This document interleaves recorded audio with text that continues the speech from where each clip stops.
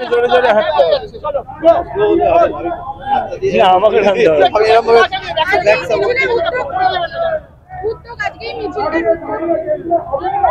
রাজ্যের মুখ্যমন্ত্রী সিংহ বাহিনী বলেছে যে এই বিষয়ে আমরা কিছু বলবো না, ও বলবে কেন? ও তো ওদের জিহাদিদের খালা। ও বলবে কেন? তো জিহাদিদের ফুপা। ও বলতে পারে? ও কেন বলবে? ও রোহিঙ্গা হলে বলতো। হ্যাঁ, ও যখন বাংলাদেশে প্রথম দিকে যখন শুরু হলো, যখন বাংলাদেশে হাসিনার পুলিশ যখন ডান্ডা পেটা করছিল, হ্যাঁ, ও 21শে জুলাইয়ের মতন যদি হতো তাহলে ও সব বলতো। ও ও ও হচ্ছে রোহিঙ্গাদের খালা আর জামাতিদের ফুপা। ও কেন বলবে? বাড়িতে কালী পুজো করে, ওটা নাটক। আমরা দেখেছি যে রাজ্যের মুখ্যমন্ত্রী মুসলিমদের উপর যদি অত্যাচার হয় তখন কথা বলতে পারে, হিন্দুদের উপর অত্যাচার হলে তখন ওই জন্য তো ওনাকে মমতাজ বেগম বলা হয়।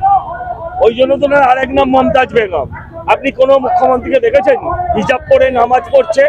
আপনি কখনো কোনো মুখ্যমন্ত্রীকে দেখেছেন রোজা করতে যায় সারাদিন খেয়ে দেয়? ও একে দেখুন।